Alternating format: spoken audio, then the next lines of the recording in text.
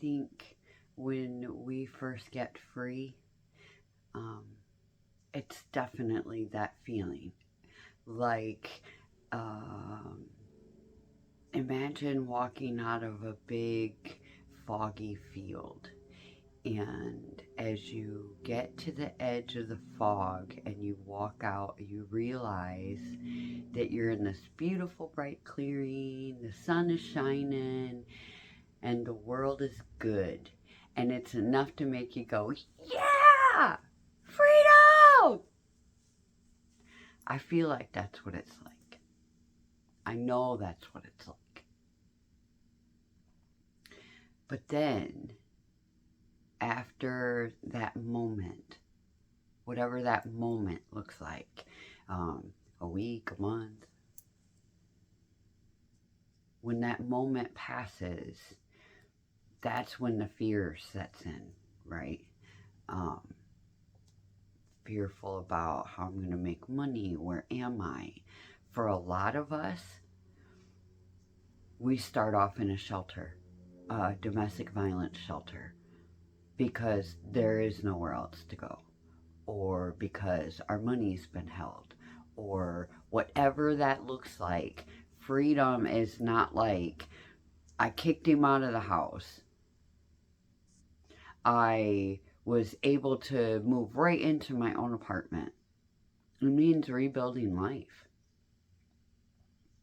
And I think sometimes that's where we get so focused in on those automatic gut reflexes that we are capable of, because our trauma-informed brain says, if I do this, then I'll get that. But that's a lack of choice. Do you kind of see where I'm going with this? To choose freedom fully, part of that is healing. So what are the things that we have to heal from? Well, maybe those are things we don't really want to look at. But then there are some things that get through. There are some things that get through that stop us dead in our tracks in the midst of our automatic gut reflex. I know I'm capable, can do this because I've been told I could, and so I just do this. I know the necessities, so I can accomplish those. But what about that thing that hits you like a punch in the gut you didn't expect? How about something very specific, like, I miss him?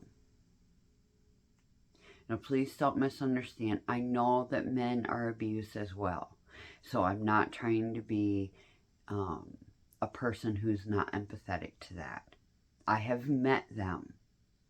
Okay, like I was in a domestic violence shelter with a man who was highly abused by his significant other that was a female. So please don't misunderstand. I'm not just boxing us in to only females. But because I'm a female, I kind of default into this mode. So please just understand that. I'm not leaving anybody out. We all deserve to be loved well. Even our abusers. But sometimes, not sometimes, we never deserve to be abused. Not ever. The entire Bible is a complete love story as to why we know we are not to be abused. That God never intended that for us. So, even though our abusers deserve love and forgiveness, just like we do, doesn't mean that we have to be the ones to physically love them. But we can pray for their salvation, and we can give them forgiveness. It is not for them, it's for us. So we get this feeling, right? This I miss him feeling. And that is the most embarrassing, the most hide from, the most pretend like, the thing that will give us the biggest doubts Did I do the right thing? Was it really that bad? This is really, really normal. So please don't succumb to it. I can't remember the average specifically, but I want to say it's something like 7 times. It takes 7 times of leaving before you leave for good when it comes to abuse and trauma. I left 3 times. Now, that's not to say that I only left this many times. No, I learned something each time I left. So I grasped. The last time I left, of the things that I could not do, the things I needed to focus on in order to not go back and continue to be abused. So, I say all of this to tell you, it's okay. You're not alone. Promise you're not alone.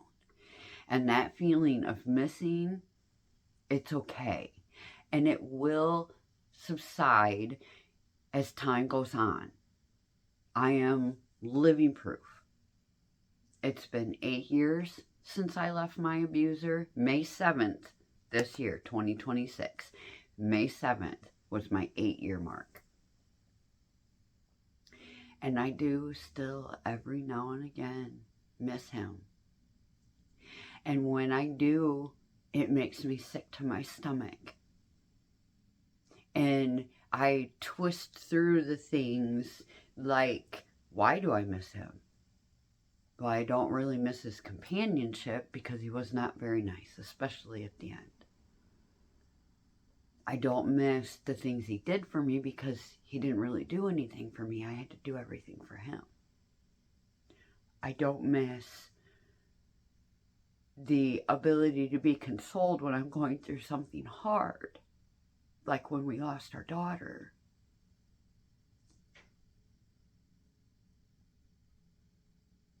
I don't miss all the things that you would normally miss about someone you lose that really cared for you.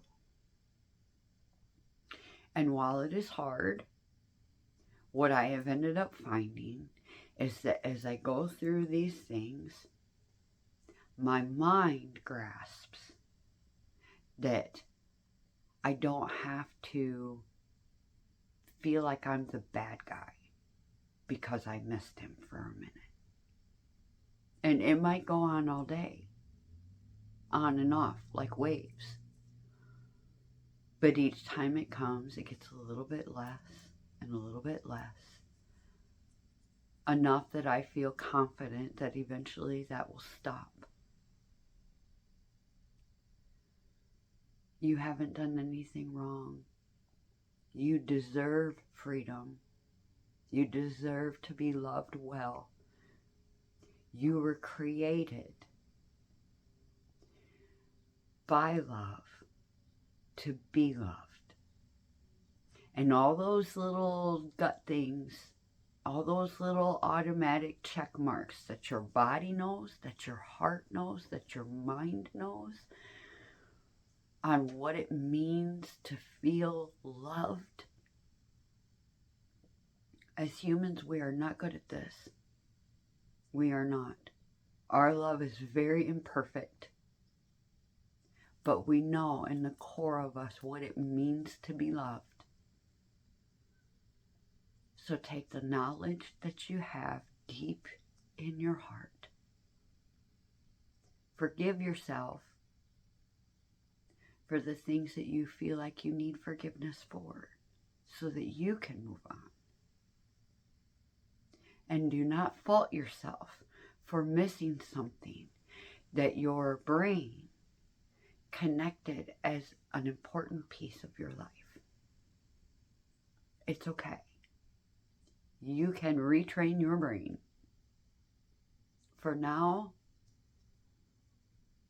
I just want to encourage you that nothing's broken and you've done nothing wrong.